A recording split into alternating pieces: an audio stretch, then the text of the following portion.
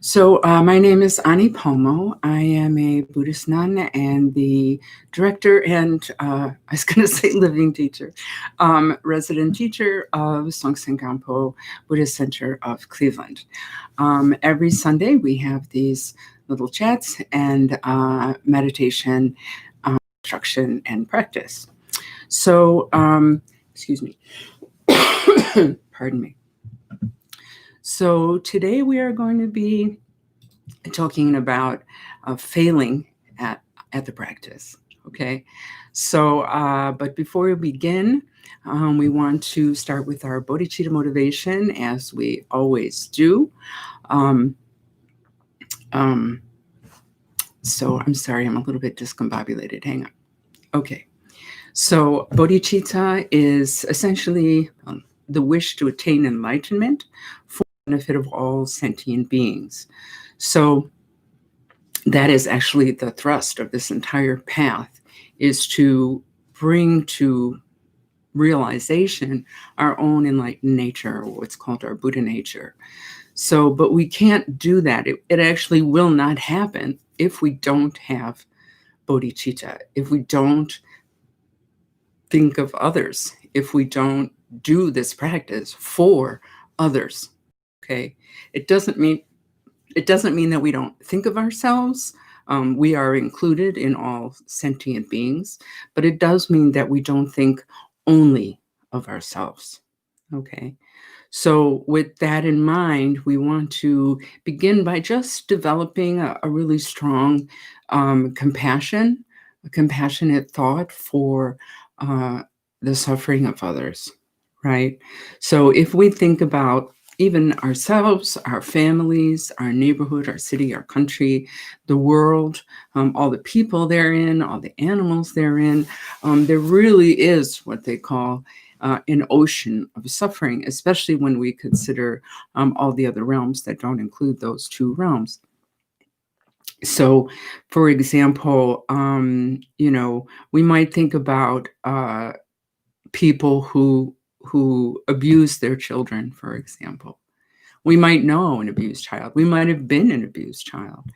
And when we think of that child and their confusion and their physical pain and their mental pain and such deep betrayal of the parents by treating a child like that, it breaks your heart. And if it breaks your heart, that's good.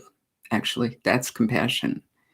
And a lot of times, we don't, like, I don't know anyone who's was abused like that. I don't know anyone who abuses their kids. Thankfully, I guess. But when we think of those children, sorry, I got to silence this. Then, like I said, like, it breaks your heart, right? So we just to think about that and to connect with that feeling that we often have, that, like, there's nothing I can do for that. I really want to help this child, but I can't do anything, right? Maybe we'll give to an organization or two, this kind of thing, but ultimately we can't take away that suffering, right? So that compassion is a sort of like unmet in a sense, because or uh, uh, like something we feel like, oh, that's something I can't really act on, right? But we can actually act on that by developing bodhicitta. When we attain enlightenment, we have so inconceivable capacity to benefit others and to help them release themselves from suffering and release ourselves from suffering. So we're not just talking about the suffering itself, we're not just talking about the suffering itself, but also the cause of that suffering. Because unless we deal with the cause, if we're always just slapping Band-Aids on things, right, then, that suffering will never end. Okay.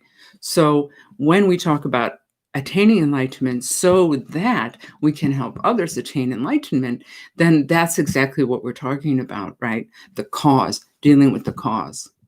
All right. And the cause of suffering is fundamental ignorance about the nature of reality. That's ultimately the cause. And that fundamental ignorance, called marigpa in Tibetan, is the thing that drives cyclic existence, otherwise called samsara.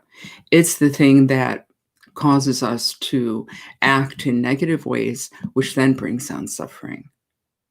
So we have this, I so want this, like bodhicitta is not just like, oh, it would be nice if I attain enlightenment, blah, blah, Bodhicitta is like, I yearn to, I need to, like, I want to so much attain enlightenment for the benefit of others.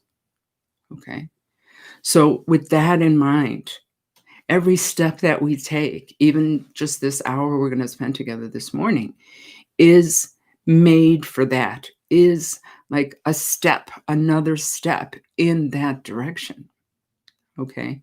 So please, just really go into your heart and just generate that kind of yearning to attain enlightenment for the benefit of others. Okay, so then I want to mention our precious teachers. So we're so fortunate to have these great masters who are guiding us and helping us and blessing us and communicating with us and being so kind to us. Jigme Khyentse Rinpoche, Tulku Pema Wangyal Rinpoche, and Taklu Matu Rinpoche, these three in particular. Without them, I would have nothing to say to you. First of all, I would not be here. I would have nothing to say to you. I wouldn't know anything. This kind of wisdom and knowledge doesn't just come like that, right? For most of us anyway, unless we had a lot of practice in the past, okay? They are the living example of what it is to be an enlightened being. So we have someone directly in front of us who has reached the goal of this path. Now, that's really helpful in a lot of ways. One way, it's that it just proves that it's possible, right? That it's not just a story in an old book. Yeah, this is possible. Look, I've got someone right in front of me. Okay. And the other is that we can communicate with them. So they're not on that, they've taken this particular form so that we can talk to them and relate to them and so forth, right? It's not like they're just floating in the clouds somewhere and we can't even see them or talk to them or anything like that. So that is very helpful also. Okay. And the main thing is that they are guiding us to enlightenment for the benefit of ourselves and others. So there's just nothing anybody can do for us that is really greater than that. So we just think of them, and you can learn more about them if you go on our website, and the this link for that is in the description below. You can see a little bit, see their pictures and learn a little bit more about them. So we just think of them with gratitude and with respect. And as Buddhists, we ask for their blessings so we can understand the teachings properly and put them into practice properly. Okay. So, oh yeah, there was somebody asking, I don't know if they're here, but there was somebody asking about the pronunciation of Rinpoche, the word Rinpoche.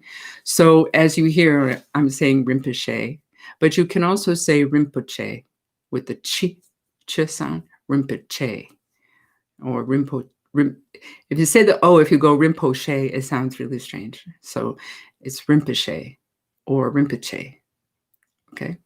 And Rinpoche means, what does it say? Precious jewel, precious jewel. That's what it means, okay? So precious or great, precious jewel. And it's a title. So you'll see it's not a last name. So you see a lot of books, so-and-so Rinpoche, this and that Rinpoche. And I just said, right, Tulku Pema Wangyal Rinpoche, Tulku Khyentse Rinpoche, da-da-da Rinpoche. Okay. So it's a title that someone gains after having attained some level of realization, typically. Okay. All right. So let's get on with the topic of today's talk. All right. So let me pull up my notes here. Hang on. All right. So today's talk is about so-called failing practice. So first we need to think about like, what is practice? All right. Today we're just going to talk about meditation practice. All right. Although there's a lot of different types of practices in this particular path, Vajrayana. So we need to think about, and if you want to answer in the chat, you can do that. So what do you think? What do you think practice is? How would you define practice? Then other questions are, what is successful practice? So-called successful practice. Yeah. And what is unsuccessful practice? Right? All right, I'm not going to wait for you to chat, otherwise we'll be here all day. So when we talk about meditation practice, all right, we're typically talking the formal practice of sitting down, like we're going to do later today, watching the breath, keeping your mind on the breath, trying to develop awareness and concentration or compassion or, understanding of precious human life. Timothy, hey. Practice is mindful meditation. Yes. And Edward, not giving up is successful. Very good. That's right. And we're going to talk about that today. Okay. So typically people think, oh, successful practice is when I don't move and I'm constantly, concentrated and I never waver, and I'm just practicing. Okay. Yes, of course, if we have a session where, we're fully concentrated and aware the entire time, that's great, but how often does that actually happen, especially for us beginners? Not so often, right? So then we think, oh, I got really distracted. I was in pain. I was shifting all the time. I had a bad practice. I hear this all the time, and I have to say this myself sometimes too, right? Oh, I had a great practice. I was really present. I was so calm. It was really blissful. Or I had a terrible practice. Oh my God, I was so distracted. Like, why am I even sitting? I'm just everywhere. All right. Actually, I know it's going to sound a little woo-woo, but there really is no such thing as a good practice, a bad practice. We need to get beyond that kind of judgment about the practice itself. All right. So we need to think about, like, why are we practicing? When we think about this was a good session, this was a bad session, we're really narrowing. Okay. We really have this kind of tunnel vision of view. We need to widen that out and think about the bigger picture. All right. So what are we trying to accomplish when we practice? Like, why are we practicing? Okay. One, at the most basic level, we're trying to, let's just talk about mindfulness of breathing practice. Okay. With mindfulness of breathing practice, we're trying to we're trying to access our innate awareness. All right. So it's about intention. Intention is part of it. Intention, really, the intention is bodhicitta. The intention is to attain enlightenment or having an intention. No, I think the intention part really goes to bodhicitta. Ultimate intention is bodhicitta. The reason that we're practicing mindfulness of breathing practice is so that we can access our innate awareness, increase the amount of time. Like, the Tibetan word for meditation is gom, okay? And gom means to get used to, okay? So, or become familiar with. So in mindfulness of breathing practice, we're becoming familiar with the state of awareness. And we are in the process of meditating every day, and for years, then we manage to, or improve in, let's say, the time that we are distracted gets shorter, and the time of awareness gets longer. So gradually over time, we become more and more aware, and not distracted, until our life is meditation, actually. All right. So that is sort of that kind of actually more basic goal. The ultimate goal is to attain enlightenment, actually, for the benefit of others. All right. And enlightenment is something that happens in the mind. Suffering actually is something that happens in the mind. So we have to work with the mind. Okay. So we're looking at like the temporary goal or the temporary reason is that awareness. The ultimate goal, the ultimate reason is enlightenment. So we have to look at the whole picture. Okay. So if we have a so-called bad session, so what? That's part of the process. We have to think about this thing as a process. Or maybe we have a bad week or a bad month or even a bad year. Okay. We can have bad, so-called bad, okay, so-called bad practice. We're frustrated, we feel that we're being lazy, we lose our time to practice, we're not making it a priority, all these things. Okay. But that's going to happen. That we have to understand that our practice is not just this one session. Our practice is a process. All right. So a lot of times, like I'm leading these various classes and I'm asking people in two of the classes, actually, I'm asking people to practice 2 hours a day. That's a big ask in our society. And I understand that. But Rinpoche, when he has people in France, who are doing what's called a parallel 3-year retreat, which I won't go into, but it's essentially people doing a lot of practice in their daily life and not being in the confines of a physical retreat place. He asked them to practice 4 hours a day. So I'm just asking half of that. Okay. Anyway, the point is that I hear from people all the time, like, oh, I'm doing a bad job. I only practiced 4 days this week. And I have to tell them, like, that is a goal. Like, that's the aim. But I understand we're not going to reach that all the time. But we have to keep trying. Okay. And if we want to just throw in the towel every time that we have a bad week or a difficult week, let's say, rather bad, every time we have a difficult week or a difficult day or a difficult session, we're not going to get anywhere. Right? We have to keep trying. Rinpoche, Tugu Rinpoche, when I say just Rinpoche, I'm talking about Tugu Rinpoche, Tugu Pema Wangel Rinpoche, because he's my main teacher. Okay. In the 3-year retreat, he would say, please just do your best. When people would say, look, I don't think I'm doing a good job or whatever, he would say, please just do your best. And our best is all we can do. We can only do our best. We can't do better than our best, right?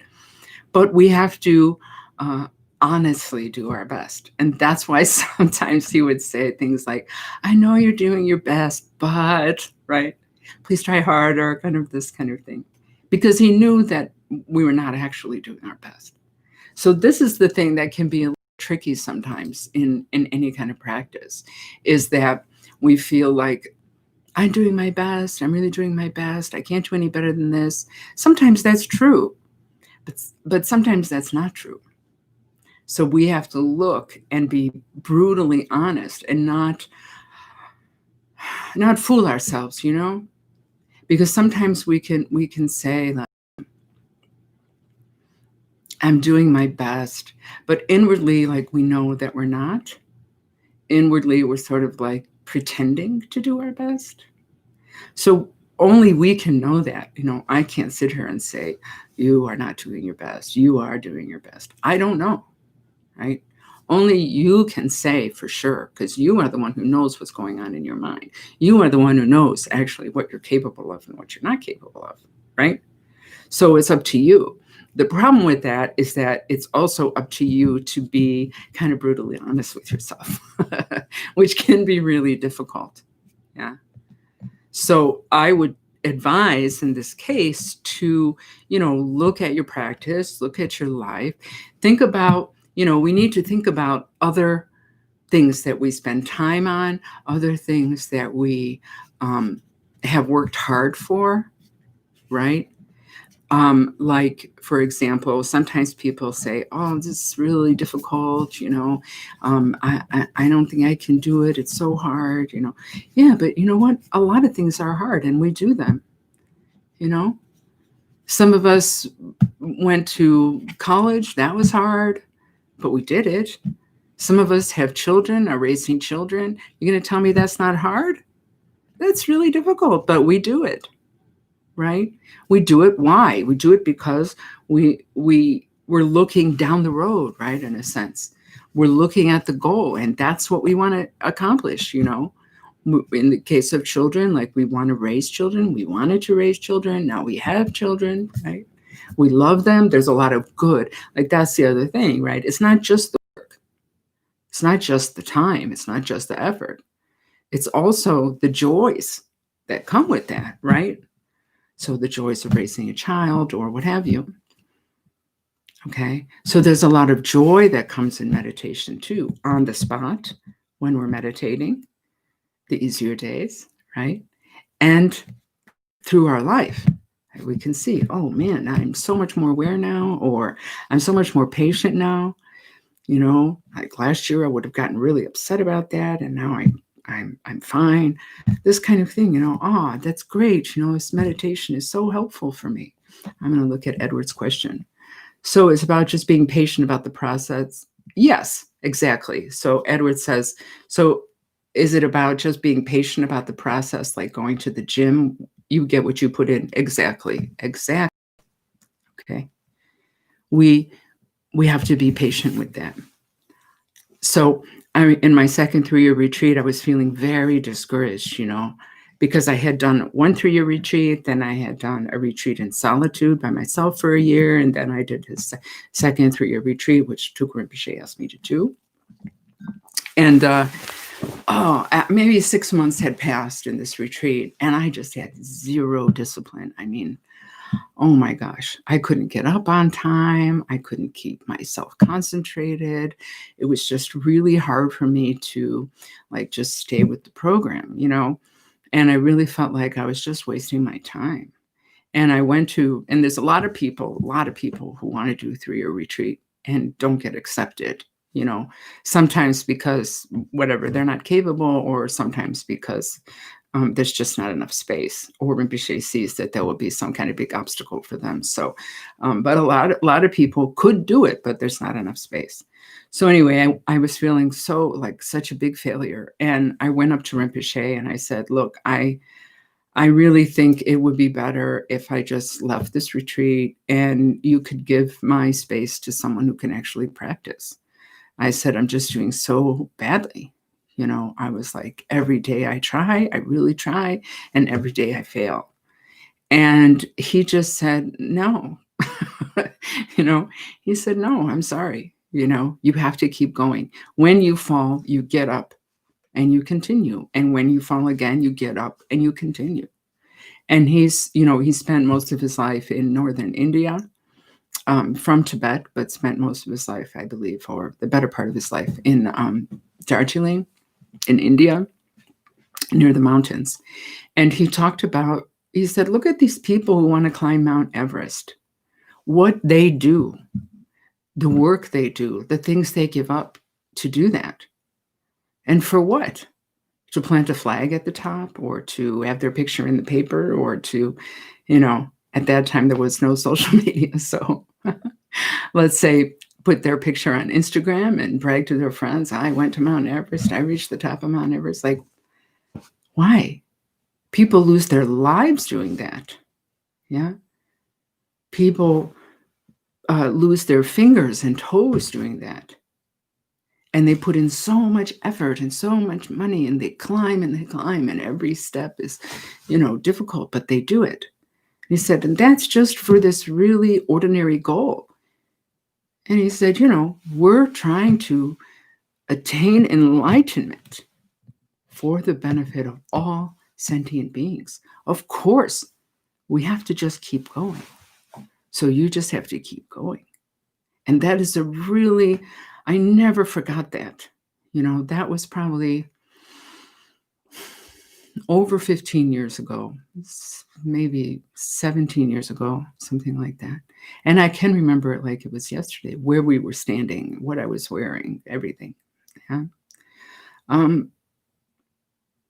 So that applies to the long-term process. Like we might feel, I've been trying for so long and I just keep failing. I don't care. It doesn't matter.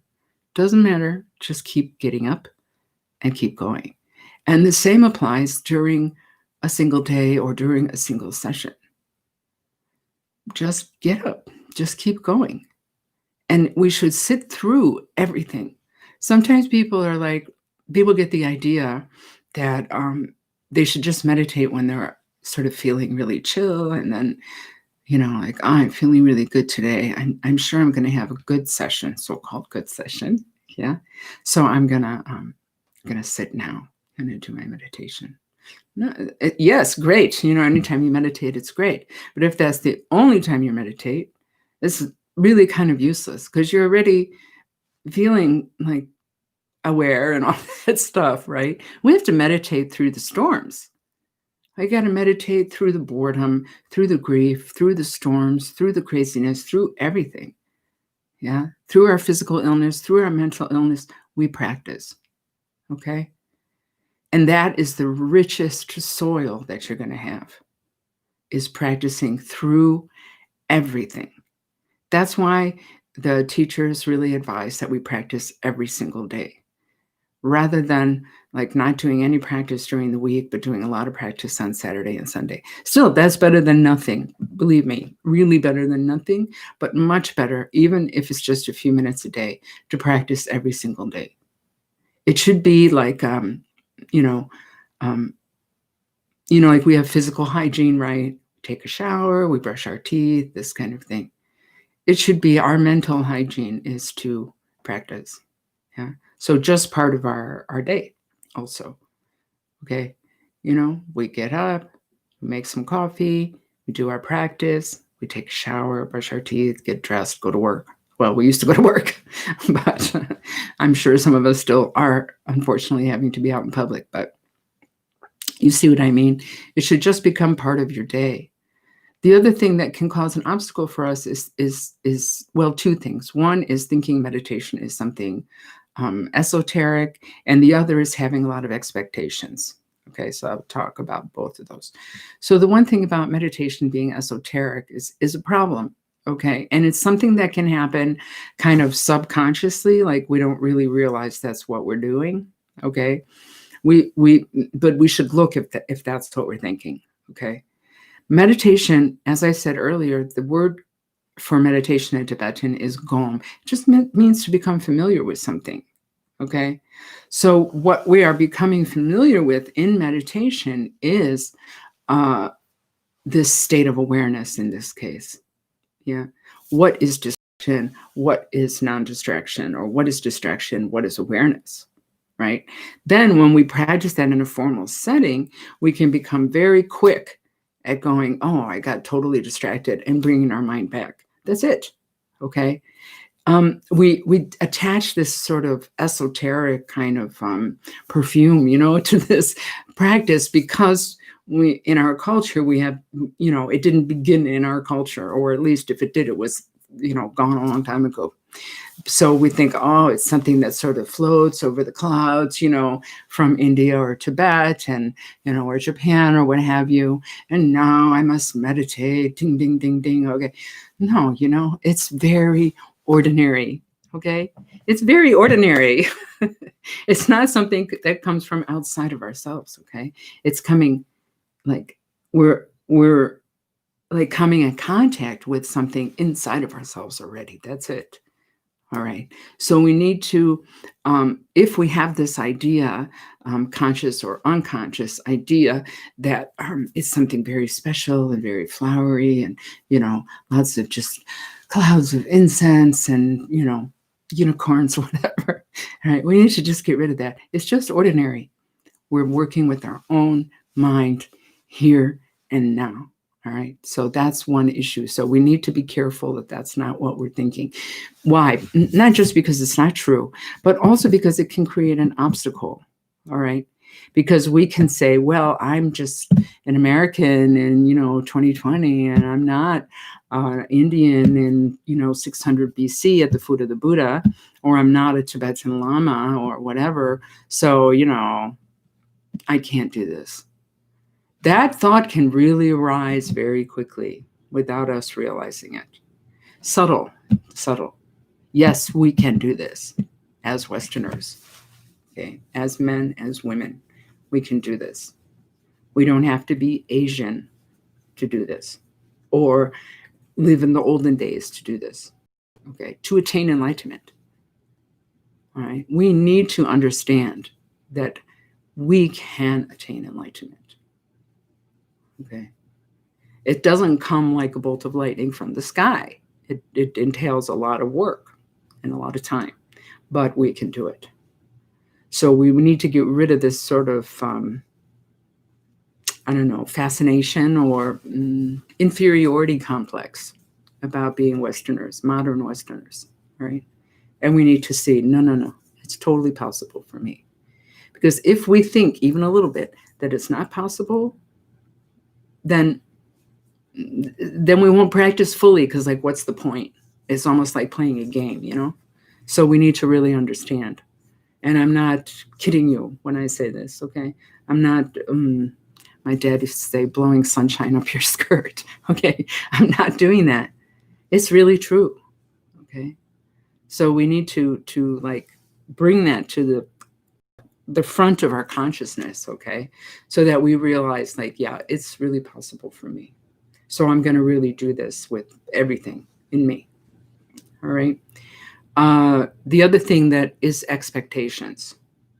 So that's very related to everything I've said so far, right? Our expectations about what meditation is, our expectations about how we should be in meditation.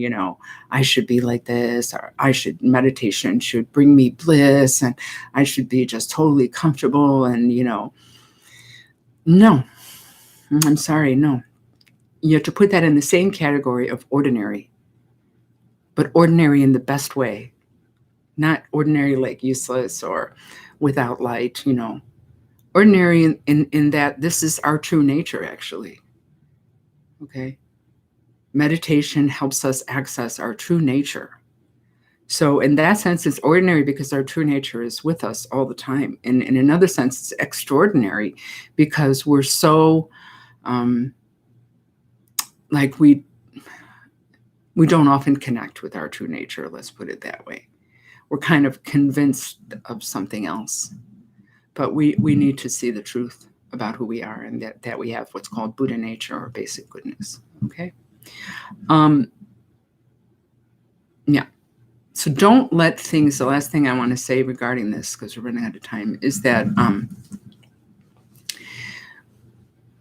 things will arise, okay? Things will arise in our life. Things will arise in meditation. Sometimes really great things, what we perceive or what we label great, pleasant, whatever. And things will arise in life and in meditation that are unpleasant and difficult. We have to just keep going. We shouldn't let those things stop us, all right? We should be curious about them. Even small things like boredom, we can be sitting, if we sit every day and if we sit a lot, at some point we'll feel bored, oh God, I'd rather be playing my video games, or I'd rather be watching TV or sleeping or whatever. It's just boring, and that makes us want to get up and go do something else. All right. No. You sit through that. You can become curious about that boredom. I'm bored. Well, what does that look like? Where does this boredom reside? When did I get bored? I wasn't bored before. Now I'm bored. Will I be bored forever? We can examine the boredom itself. And then the boredom can become the object of our meditation until we are not bored. Focus on the breath again, or focus on whatever it was we're supposed to be meditating. All right? If we say things like, I can't sit right now because I'm really angry. Ooh, no. Sit. It's so juicy. We need to meditate when we're angry. I can tell you, I meditated a lot when I was angry, and it's very interesting, where's this anger? What does it feel like? What does my body feel like? What does my mind feel like? Then we learn about anger. Then we learn how meditation can help us with anger. Or I'm grieving, my mother just died. I'm grieving. Okay. Meditate. Meditate through the grief. Meditate in the grief. Right? And what grief is. And we see that even grief is not permanent. When my mother did die many years ago now, 2006, I think. Yeah, 2006. I was grieving hard, We had a really good relationship. I love her. I love her still very much. All right. And it was really hard, very hard. But I meditated anyway. And in the meditation, realized that even that grief, as intense as it was not permanent. Even in the moment, it wasn't permanent. I could see sometimes it was really strong and I couldn't feel or see anything but the grief. Sometimes it was gone completely and I would just feel joy. Sometimes it was somewhere in between, vacillating between those two. If we want to progress, it's best to sit through any situation that we have and all situations that we have, no matter what is happening. We're in the middle of a divorce, we meditate. We're feeling really depressed, we meditate. We're fighting with someone, we meditate. It's raining, we meditate. It's snowing, we meditate. Our dog is sick, we meditate. We're dying, we meditate. Okay? We need to have what I call like a yoga approach to all of the practice rather than a football approach. Okay? So what I mean by that is, if you've ever taken yoga, then you can see that, in yoga, we're meant to do that slowly, gently. We stretch and then we take some breaths and then we might stretch a little bit more. And every yoga teacher I've ever had has said the same thing. If it hurts, back off. We don't, a yoga teacher doesn't, if they're a good yoga teacher anyway, doesn't walk around the class just shoving everybody down into a posture that she's trying to teach them, right? So it's the same with meditation. We need to be gentle with ourselves. We need to be honest about where we are, and we need to keep going and understand that it's the gentleness that will help us to progress and not force. Okay? Like football or like lifting weights, no pain, no gain. Where we're just like have this kind of violent approach to ourselves where we, all we're looking at is like, what is this? I need to be successful, excuse me. Pardon me. Right. So we need to have this gentle but steady, right, approach. Okay. We need to respect the process and respect ourselves and respect the practice and just do our best. Okay. All right. So speaking of, let's get on with the practice itself. Sorry. Oh my goodness. So while I am getting a drink of water here, I would encourage you to look in the pardon me, description and pull up the closing. Okay, this will give you a moment to do that while I am drinking some water. So those are prayers we say at the end of every session. They're long life prayers for our teachers and also just dedication prayers. So we direct the energy of our practice and our merit or good karma, whatever the heck you want to call it, to the benefit of all sentient beings. Excuse me. Okay. I don't know how I get messed up just sitting here. Anyway, but I do. Hold on.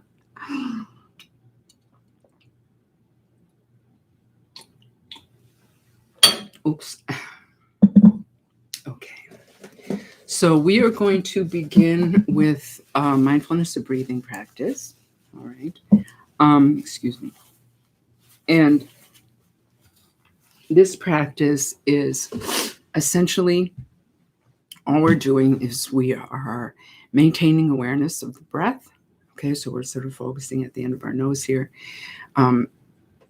trying to maintain constant awareness of the breath. As long as we're aware of the breath, then we're in the present moment and we're not distracted. All right. Then with our mind or our thoughts, we just let the thoughts come and go. Yeah.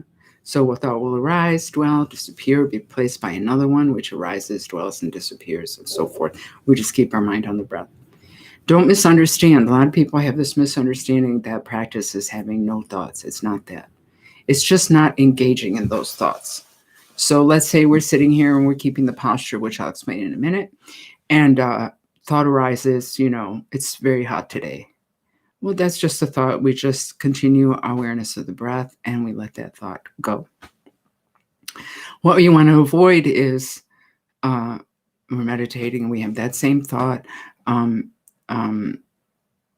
It's very hot today. Okay. Then we just are off and running. Yeah. Oh, it's very hot today. It was better yesterday. Oh, I wanted to go bike riding today, but I'm not going to be able to because it's so hot. I hope it's not so hot tomorrow. Oh my God, fall is coming. Oh, in the fall, I have to send my kids. Right? That can happen. That will happen. That will happen. All right. As soon as you realize, oh my goodness, I got so distracted. No big deal. Don't be hard. Just come back to the breath. Right? So that's all we're going to do today because actually we're sort of running out of time here. Okay, so the posture is this. All right, you just want to, if you're sitting in a chair, you want your feet flat on the floor. If you are on the floor, you want just to cross your legs in whatever position is comfortable for you. The rest of the instructions are exactly the same. All right, so your hands can be palms down on your knees, or palms up in your lap like that, or with your thumbs touching and your fingers kind of on top of each other like that in your lap. All right. Arms are relaxed, so not out or pressing in. Back is straight. This is the most important thing, okay, that your back is straight. Right. So what I like to do is not part of the formal teachings, but I just kind of roll my shoulders back like that, and it sort of naturally straightens my back, and also will open up the chest. Okay. Back of the neck is also straight, so your chin's going to be tucked in just a little bit. Make sure you're not doing that. All right, but just straighten your the back of your neck, and your mouth is closed but relaxed, tongue resting on the roof of the mouth, breathing through the nose. Ideally, your eyes should be open, but looking halfway down. So if you look straight ahead and then you just look down about halfway, that's a good relaxed posture. If that's not comfortable for you, go ahead and just close your eyes. But over time, our teachers say it's best to keep the eyes open. All right, so that's it for the posture. So this posture helps the mind in meditation. That's why we keep it. All right, so take that posture.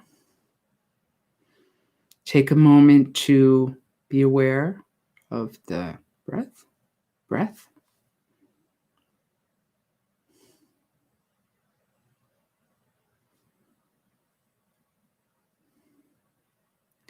Your body should be as relaxed as possible while maintaining the posture. So check your body that your shoulders aren't tense or your abdomen is also relaxed.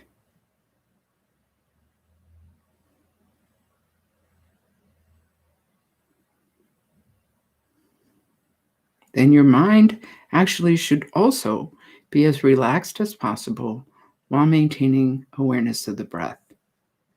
So don't pinch it, don't force it, don't squeeze it. Just let it be gentle, relaxed awareness. I'll ring the gong to start and also to finish.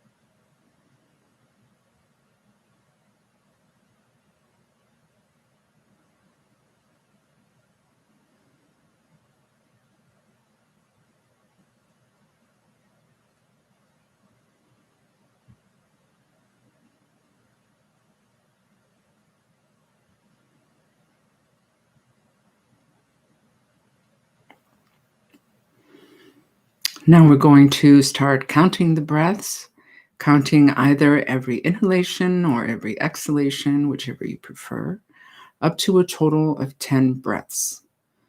Counting helps us to realize more quickly if we've gotten distracted. So let's say we get to 4 and our mind goes running after some storyline. As soon as you realize, oh, I got distracted, just bring the mind back, start again at 1. You get to 10, come back, start again at 1. If you go beyond 10, it's another form of distraction. So as soon as you realize that, just bring the mind back and start again at 1.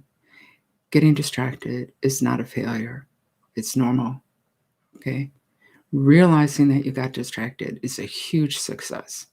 It means your natural awareness came to the fore, and that's exactly what we're trying to access and uncover, okay? So please begin to count the breaths now.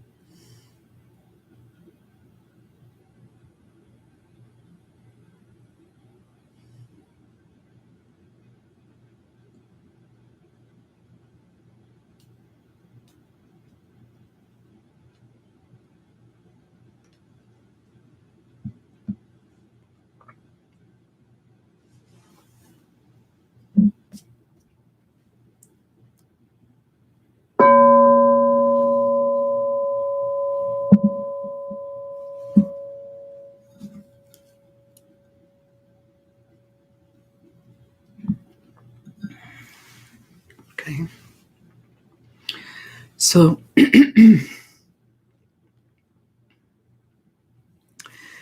there's something else I wanted to say regarding what we consider good or bad practice, is that a major part of the practice is actually our relationship to it, okay, or how we react to it.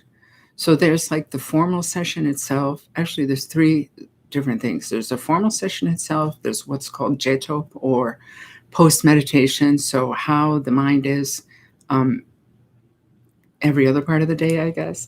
And then there is our reaction to the practice, or our view of the practice. Okay. That is also part of the practice. So we need to kind of consider that when we consider how we are judging the practice. All right.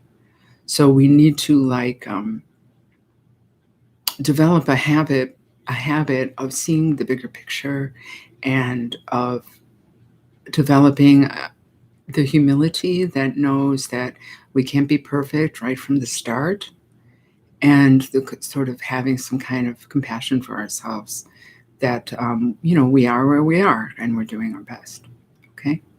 All right. So now we're going to do the closing prayers. And if you want to join us, that's great. If you don't want to, no problem. All right. So we're going to start with the long life prayers for our teachers, Dalai Lama, Jigme Khyentse Rinpoche, Pema Wangyo Rinpoche, and all the teachers in general. All right. Those we will do just in Tibetan. So do your best. Kanri wa wei ko wei shinkan su pendan de wa malu juwe ne chenre si won tenzing yam so yi shape gya ga pa tu tengyu shi. Om swasti jigme rajam se chin lat ki ken se du ga dun sen nu dan chok sapsu mi shi doje ta ten chin tender men be trin ta shin sho. Next side. Om swasti se lai kem su chin lap ten jun le lun sen tak se gyu chu pema wang sang sum na dre gyo po ta ten le lap shan ten de she tun ta ge sho. Lama kun kam sampo so wa dep choto ku se ring wa so wa dep Chile tashin ge pa so wa dep Lama dandre ma me pa chingi lo. So the second page. So before we say this prayer, I want to explain it to you. So this is dedicating the merit. So merit is kind of virtuous energy or good karma, whatever you want to call it, which we attain, or by practicing or doing anything virtuous. And what we're doing with this prayer is we are redirecting the energy so it can benefit all beings, not just ourselves. All right. So I want to explain it before we say it. So that first line I just explained, merit, may all attain omniscience. So omniscience in this case is a synonym for full enlightenment, may defeat the enemy wrongdoing. So that refers to karma, law of cause and effect, that it's our own wrongdoing that causes us so many problems. From the stormy waves of birth, old age, sickness, and death. So these are the four main streams of suffering in the human realm. From the ocean of cyclic existence. So that's what I was talking about before, otherwise called samsara. It's this round of birth and death and birth and death and birth and death that we've been on since beginningless times. May I free all beings. So we end with bodhicitta, actually. So we're practicing for the benefit of all. Okay. So that one we will say once in Tibetan, once in English. The next three we say in English, and then we'll say this 100-syllable mantra, which is mantra of purification for any kind of mistakes we might have made during this practice. Okay. By this merit, may all attain omniscience. May it defeat the enemy wrongdoing. From the stormy waves of birth, old age, sickness, and death, from the ocean of cyclic existence, free all beings. Sonam di tamche sikpani, tobne nepe janam pamche shing. Gegana chi baron chupai, sipe sole joa sho. May bodhicitta, precious and sublime, arise where it has not yet come to be, and where it has arisen, may it never fail, but grow and flourish ever more and more. As long as space endures, as long as sentient beings remain, until then may I too remain and dispel the miseries of the world. Ever absorbed in the display of divine forms and primordial awareness, appearance, sound, and perception in the state of divinities, mantras, and dharmakaya, may I, inseparable from the practice of the profound and secret great yoga, attain within the essence of mind the state of one taste. Om Vajra Sattva Samaya Manupalaya Vajra Sattva Tenopa Tishtadrito Me Bhava Sutokayo Me Bhava Supokayo Me Bhava Anurakto Me Bhava Sarvasiddhi Me Prayatsa Sarvakarma Sutsame Jitam Shriyam Kuruhum Ha ha ha ha ho Bhagavan Sawatathagata Vajramame Munsa Vajribhava Samaya Sato. All right, so that is it for today. So thank you so much for joining me today. Everything you need is in the description box below. So you have a link to the newsletter. I really encourage you to sign up for that, especially as we're doing everything online right now until this pandemic is over. Right? There's a link to our website, so you can find out, see sort of who we are, who our teachers are, what other kind of programs we lead. This guided meditation on YouTube happens the first 3 Sundays, of the month. I think this month there's 5 Sundays, so first 5 Sundays of the month. And then the last Sunday of every month, we have family meditation via Zoom. So if you or your friends have children and you want to meditate together as a family, I really recommend doing that. And again, you can, signing up for the newsletter is the best way to know what's happening regarding that. It's really nice. It's really easy. It's like, I think, 10:30 to 11:15, and we do, typically a little meditation aimed at kids, something really simple, and then some kind of art project, and they, are along the same theme. So typically, that's really fun thing to do. The other link down there is to donate. So of course, we understand that this can be a difficult time for a lot of people, so please don't feel, too pressured. On the other hand, although we were not physically at the center, we still have to pay rent, we still have to pay utilities, insurance, a lot of other things. So if you're able to donate some money, we would so appreciate it. No matter how small or how large, everything really helps us, okay? And that allows us to continue offering things like this for free and family meditation for free and so forth. Okay. All right. So thank you. Have a great day. There is a little time for questions. So if you have a question, you can put it in the chat and I'll do my best to answer it. But I'm not going to sit here forever waiting. Okay. So I just waited a very short time. So if you have a question, now's your chance. Okay. Let's see.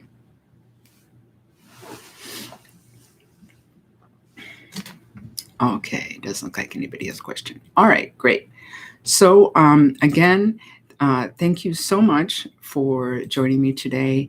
I'm going to try to get all this technical stuff worked out. It's still a little difficult for me. I realize I look like I have jaundice, but I'll get it figured out eventually. All right. Okay. Thank you. Have a great day. I hope to see you soon. Bye-bye.